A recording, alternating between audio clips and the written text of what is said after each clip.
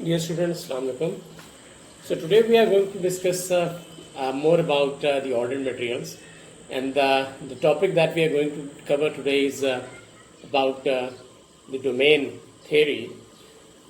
And the first question that we want to discuss in domain theory is that why the entire crystal of iron does not organize itself as a single domain, or at room temperature, even well below the transition temperature Tc, why iron is not ferromagnetic.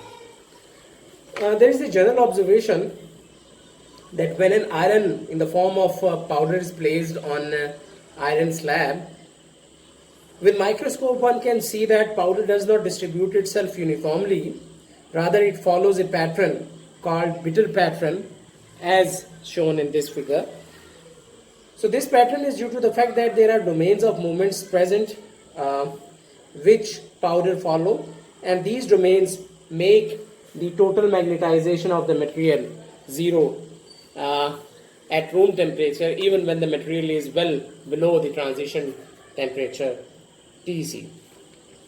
So before going into the reasoning that why a material divides itself into these smaller domains, let's note a few important points first. The first point that is we want to discuss is that a real ferromagnet is basically divided into smaller segments which are called domains, and over each domain the magnetization is uniform, and different domains have different directions. Have their movements pointing along different directions, which depend on the material, and the size of these domains vary from material to material, and typically the size of these domains is about tens of microns. Another important point to note is that when the magnetic field is applied, the domains which have their direction closer to the applied field, those domains will grow, whereas the domains which have their directions far from the applied field, those domains will shrink. And the last point to note is that the region between the two domains has a gradual change of spin orientation from one direction, say spin up, to another direction, say spin down. And this region between two domains is known as a domain wall. That is, the domains are separated by domain walls, and between the two domains there is a gradual change of spin orientations from one direction to the other. And now let's understand the behavior of a ferromagnetic material under the applied field.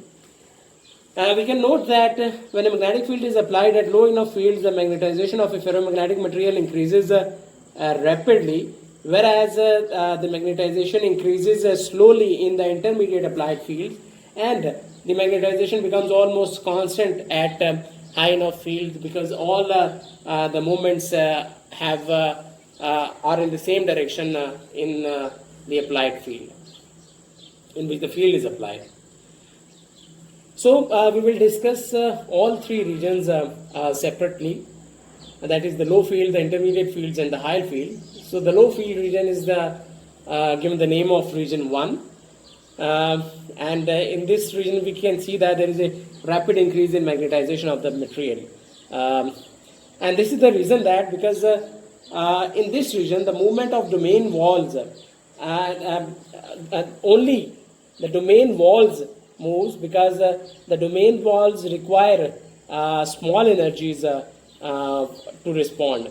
So it means that at low applied fields there is a rapid growth of m as a function of h, because there is only movement of domain walls, not the domains itself. Whereas in region 2, that is the intermediate fields, the magnetization increases due to both the domain wall motion and the domain rotation as well. And in region 3, that is in high field region, there are no domains which are left at high fields, and in this case all the magnetization which increases is because of the changes in domain rotation. That is, so we can say that in low applied field, the increase in magnetization is because of the domain wall motion, and whereas in the intermediate fields, there is both the domain wall motion and the domain rotation as well, whereas at high enough fields there are no domains, and the increase in magnetization is because of the domain rotation only. So before moving forward into the discussion about the domain theory, let's note the following behavior of a ferromagnetic material, different types of ferromagnetic material. That is, if the ferromagnetic material is a perfect material, that is, there are no domains and no defects. For such a ferromagnet, the behavior of a magnetic material as a function of applied field will be a straight line, that there will be a fixed magnetization of the material which is independent of the applied magnetic field.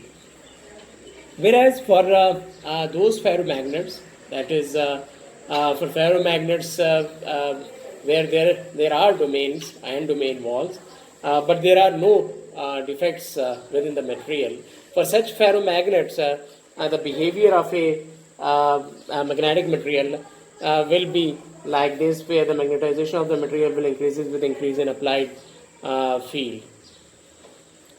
But in actual crystal, we know that we cannot have a crystal without defects. So, for a crystal where there are defects and domain walls, for such a crystal we have a behavior like this, that the magnetization increases with increase in applied field, and we have a maximum magnetization which is known as the saturation magnetization. That is, all the moments have the same direction, that is the direction of the applied field, and when we decrease the field, the magnetization follows a different path, and we have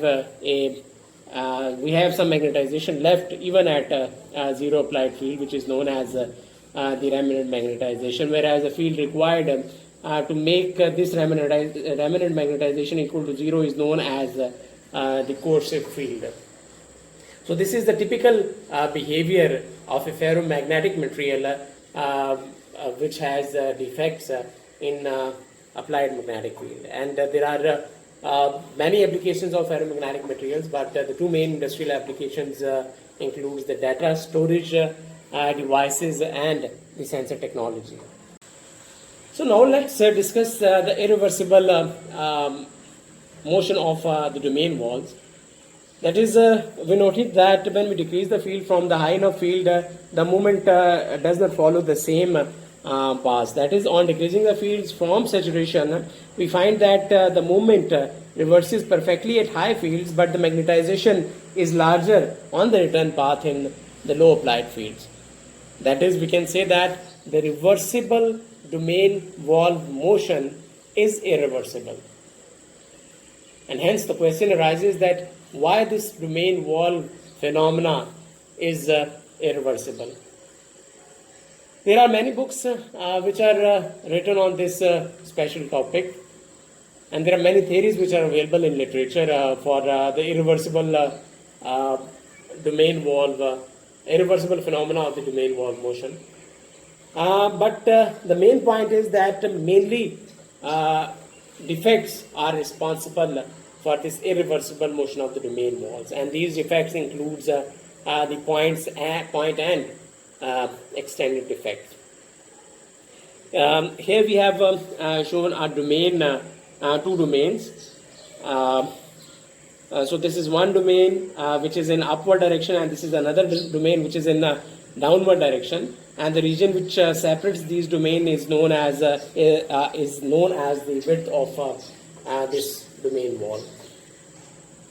So we know that when we apply the field, this moment will rotate in this plane, and it will keep rotating in the direction of the applied field, and when some kind of defect which comes into the path of the domain, it will try to capture this domain, and the domain will be pinned by this defect. But when you are increasing the field, this defect cannot keep this moment, and the moment will be released and it will follow the field direction. Whereas, so this is the case when you are increasing the field. But what happens when you are decreasing the field from its saturation? So when you are decreasing the field, the movement will follow the same path, and when this defect comes, this defect will again capture this moment. And now you are decreasing the field. Since you are decreasing the field, this defect will kept this domain, and it will not release this domain. So the moment will be pinned by this domain wall when the field is decreasing.